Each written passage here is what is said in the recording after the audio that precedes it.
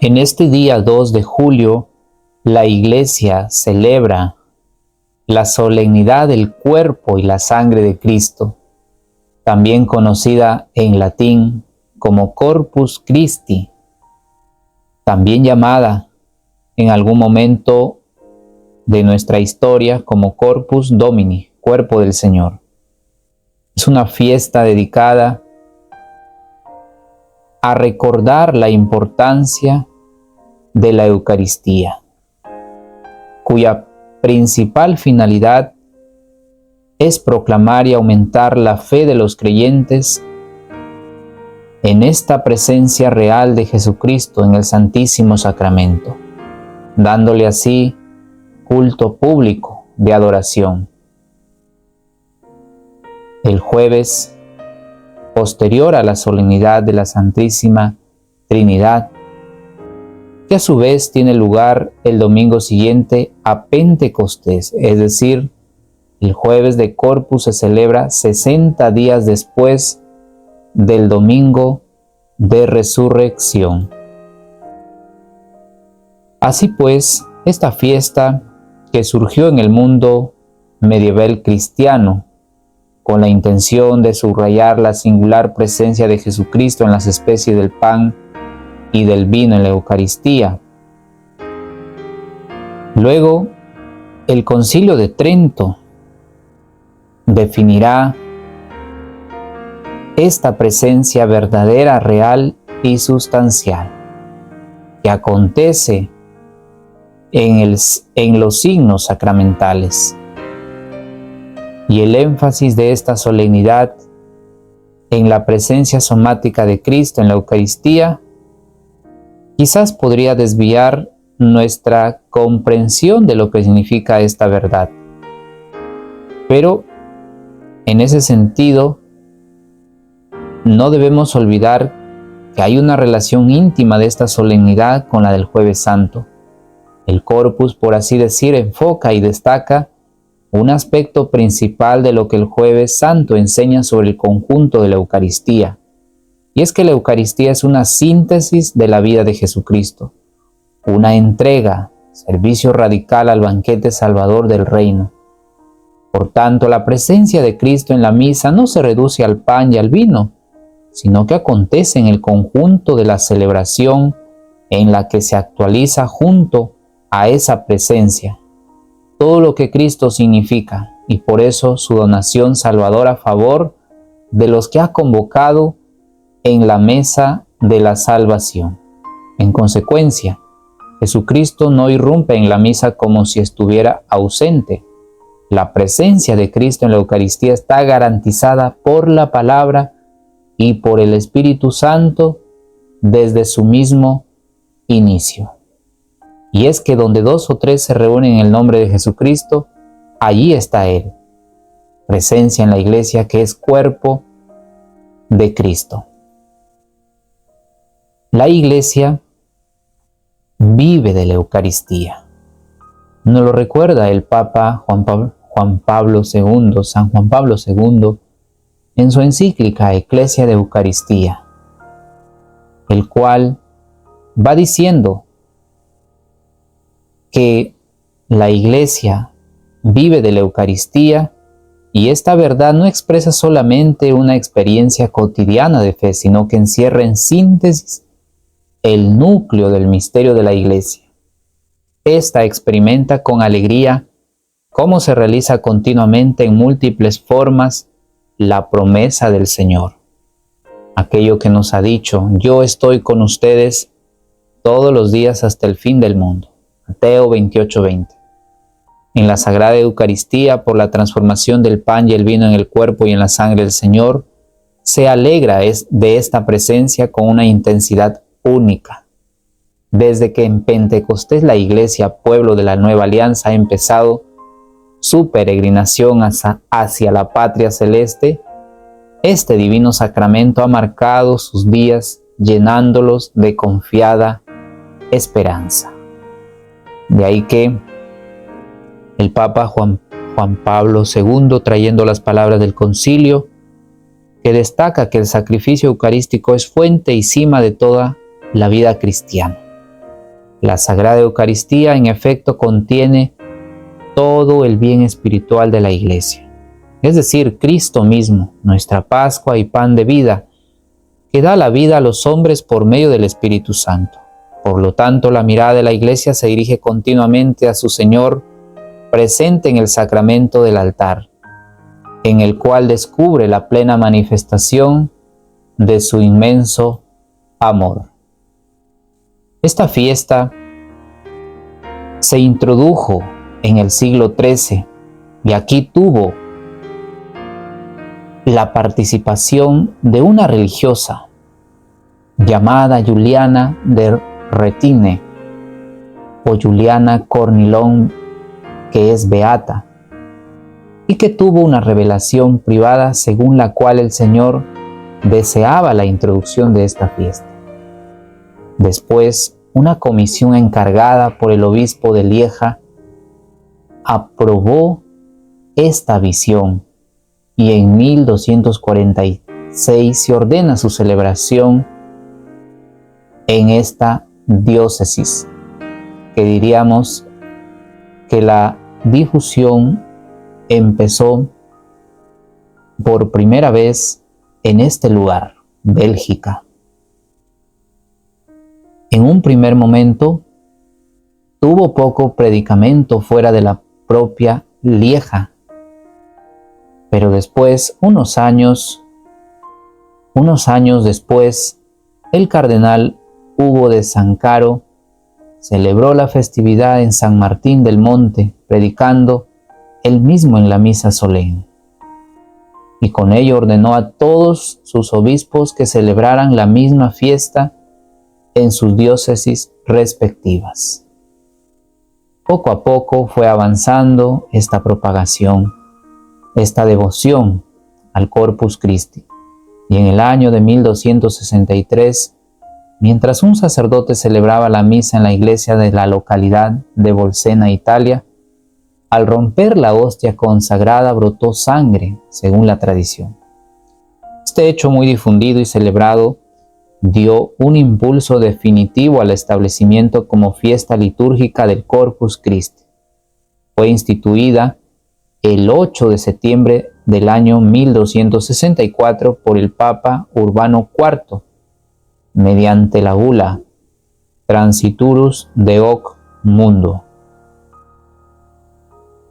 Y es curioso que a Santo Tomás de Aquino se le encargó preparar los textos para el oficio y misa propia del día, que incluye himnos y secuencias, como por ejemplo el Pangelingua y su parte final Tantum Ergum, Lauda Sion Panis Angelicus, Adoro te devote, o Verbum Supernum Prodiens.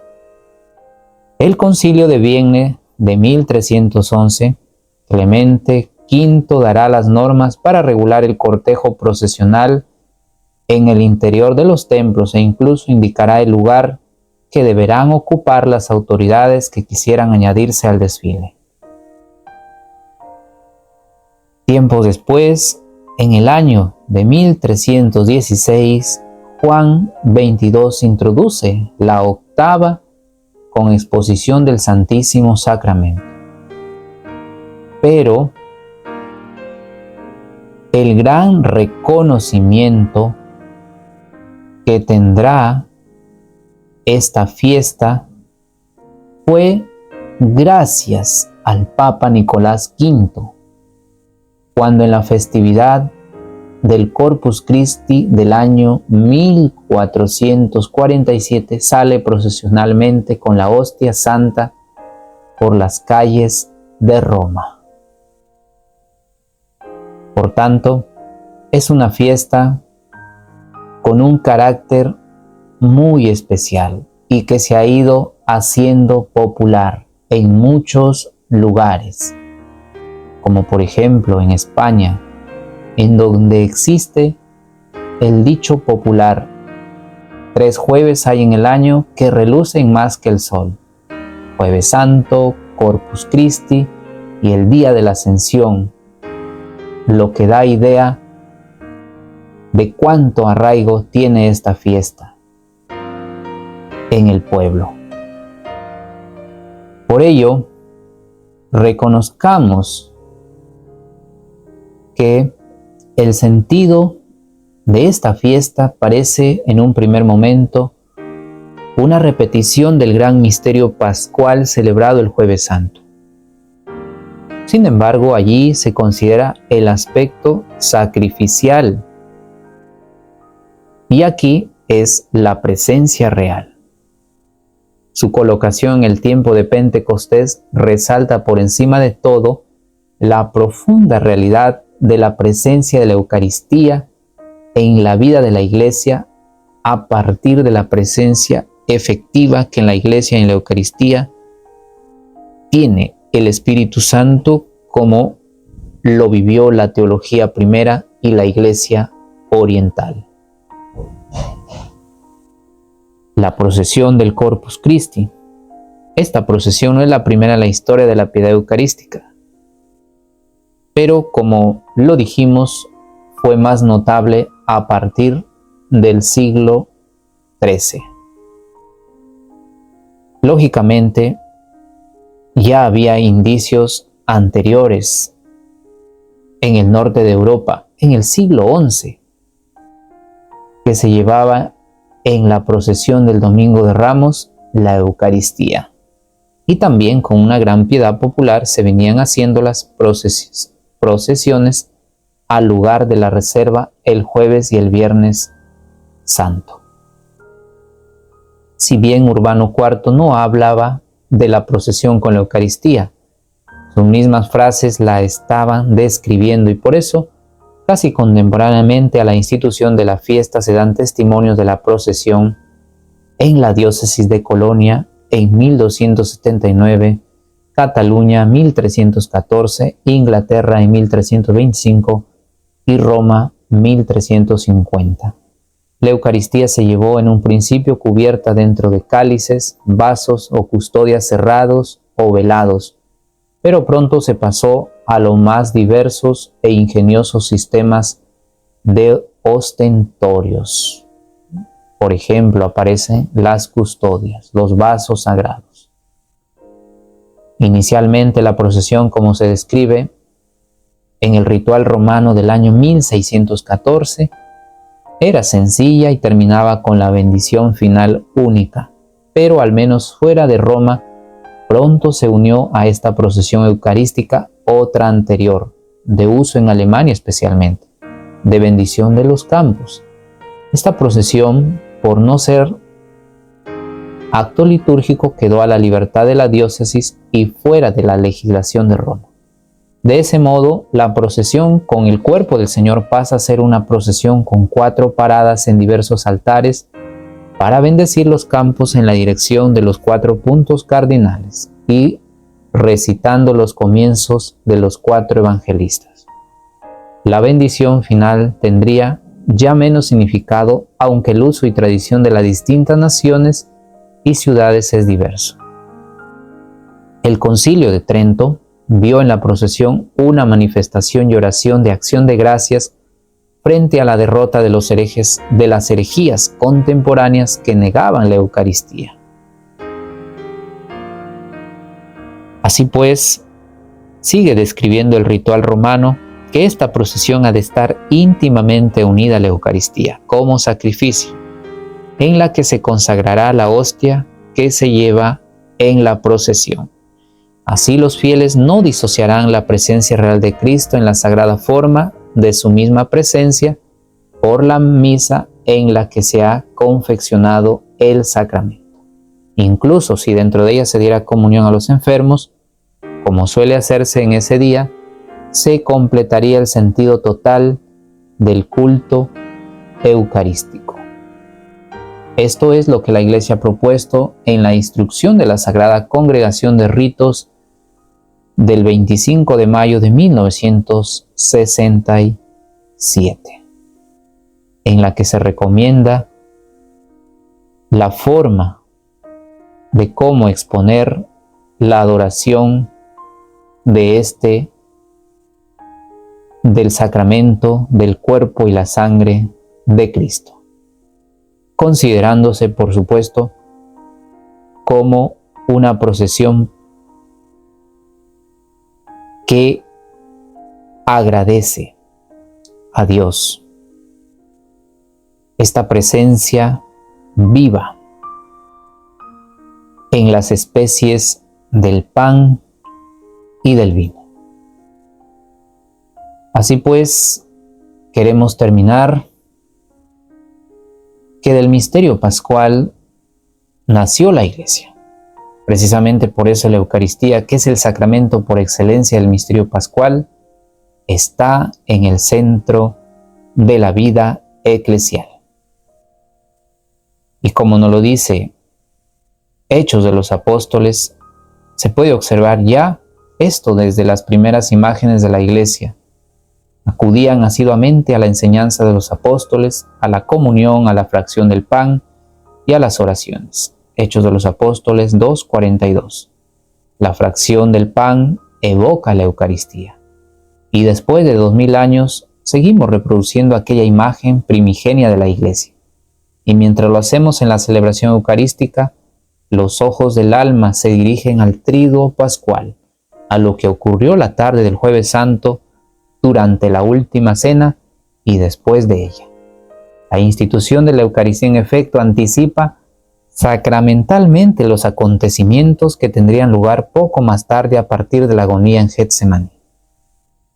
Vemos, por lo tanto, a Jesús que sale del cenáculo, baja con los discípulos, atraviesa el arroyo Cedrón y llega al huerto de los olivos. En aquel huerto quedan aún hoy algunos árboles de olivo muy antiguos.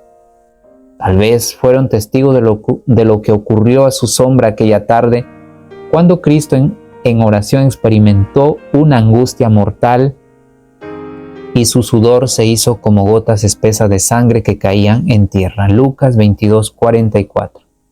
La sangre que poco antes había entregado a la Iglesia como bebida de salvación el sacramento eucarístico comenzó a ser derramada. Su efusión se completaría después en el Gólgota, convirtiéndose en instrumento de nuestra redención. Cristo, como sumo sacerdote de los bienes futuros, penetró en el santuario una vez para siempre, no con sangre de machos cabríos ni de novillos, sino con su propia sangre, consiguiendo una redención eterna. Hebreos 9, 11, 12. Así pues, que nos llenemos de esta fuerza espiritual y que nos transformemos a su vez en otros Cristos y también en el cuerpo de Cristo que es la Iglesia. Que la pasión de Cristo esté siempre grabada en nuestros corazones.